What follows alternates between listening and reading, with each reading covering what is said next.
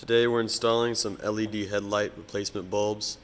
Bought some on Amazon from, it looks like Aoki, I think?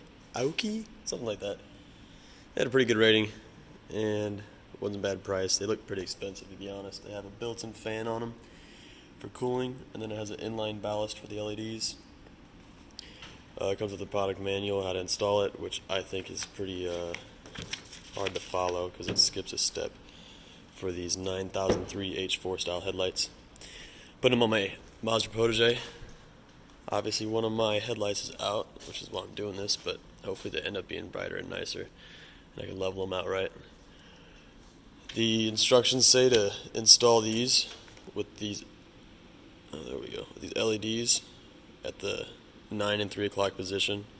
Looks like they're positioned like that already, luckily, so I think it goes like that into the car, but we'll see in a second. Start taking it apart and I'll show you how to do it. So it's right here on the instructions after step 2, or I guess between step 1 and step 2. It says take out adapter, and there's like this little ring, the mounting ring right here, and that apparently comes off, which is a little sketchy, but I'm not taking it off. I'm gonna see if I can install it without taking it off, because it's already aligned and it wants you just to align it yourself, but it looks pretty good to me, so we'll see. So I'm going to work on the passenger side first so we can see the difference in light. First you want to start off by just turning off your headlights, of course, and probably should just disconnect the negative battery cable. For here, it's a quick unplug right there from the back of the light plug thing, and then you have a dust cover right here you can peel off. Has a clip on the back. Let me rest this light. And this is the side that gets pressed in. That's what holds the light bulb in. So it seems pretty straightforward, pretty easy. As we can see, the mount is with the 2 prongs at the bottom of the triangle mounted down.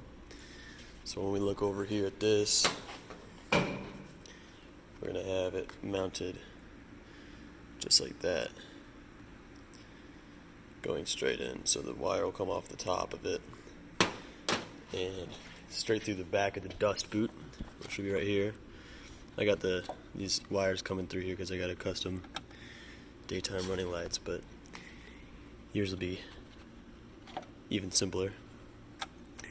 So I'm going to slip that on in there and plug it up and see how it looks, and then start tucking some wires. So I can see right now there might be a little bit of an issue putting that clip back on with this wire coming off the top, but let's go ahead and put it in and see what we can get out of it. So I figured a way around it with 2 hands, because using a camera is kind of hard, but didn't have to take the faceplate off.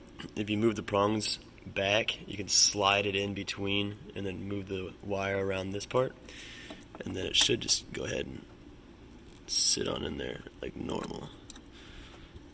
And it looks like it is, so we got it in there. Now I'm going to plug it in before putting everything back together, test it out, and compare the headlights real quick. Alright, so here we are. It's kind of hard to tell. I'll turn the light off in a second, but in my eyes it is definitely a lot brighter and whiter, which is ideal.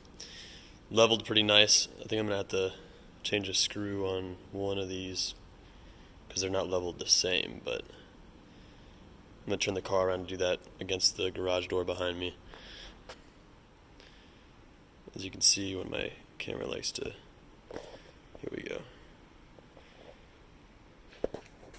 Passenger side on my left, your left, same thing. That's LED, right side is the incandescent. Looks a lot better. And let me see if I can turn this camera around. See what we're seeing over here.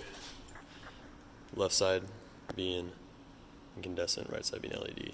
All of this is closer. It's still brighter though, so a lot nicer.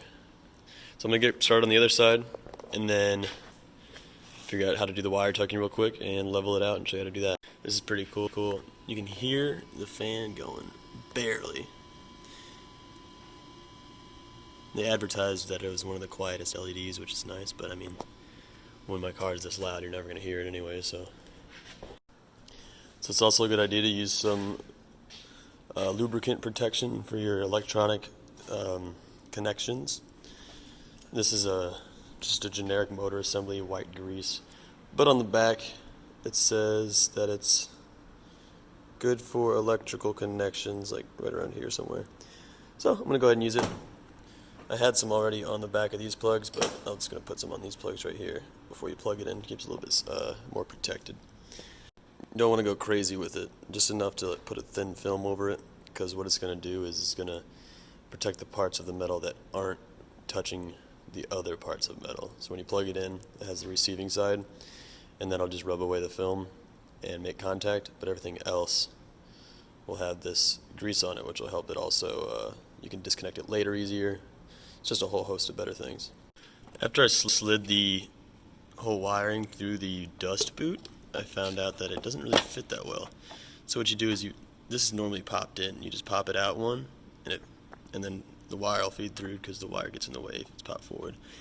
And the reason I fed it through was to help with the cooling, because it has a fan going on it, and there's no reason to be tucking all this wire stuff in there, just causing more problems.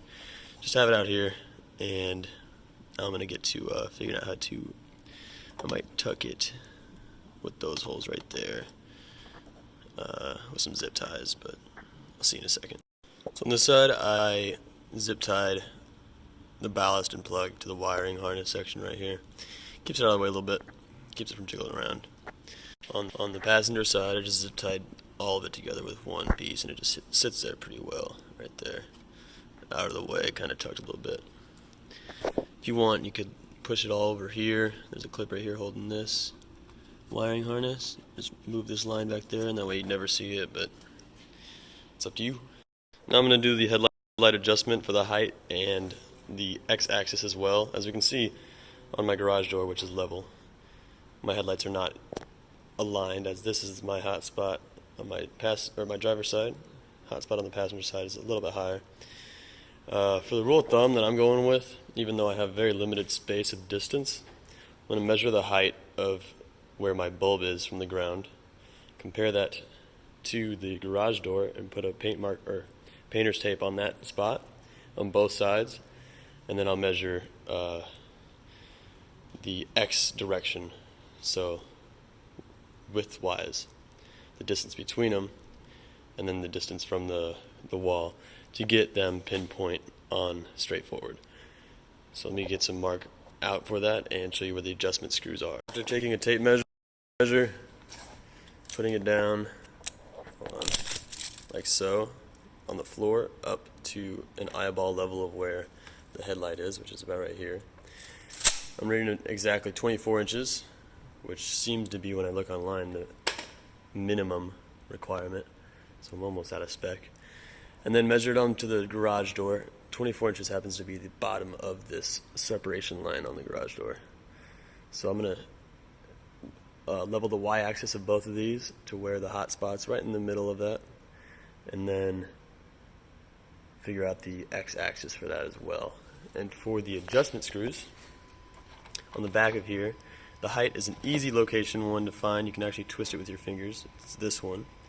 And then the x-axis adjustment, kind of harder to see, but it's the same color, same style screw as in the middle of this video. You can see it right there, and that'll adjust the x-axis.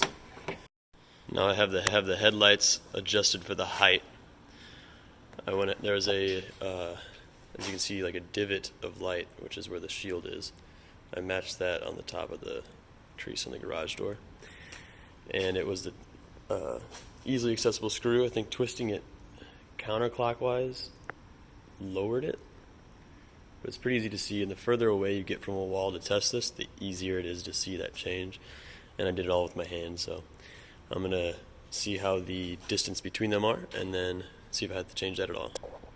Luckily, the distance between my headlights was factory standard, because when I took my headlights apart to install those daytime running lights, I definitely screwed that height adjustment screw, and I shouldn't have taken it apart. So that's all I needed to take to get fixed, and that's about the conclusion of this video. As you can see, it is a lot brighter now. a lot easier to see, and it also is level, so it won't get annoying when I'm driving through parking garages and see different levels of lights. Here's the one side. You can kind of hear the fan. I can feel a little bit of heat coming out of there. Means the fan's working. Same on this side. And that's about it. Pretty easy install, pretty easy to do. And any questions, just let me know.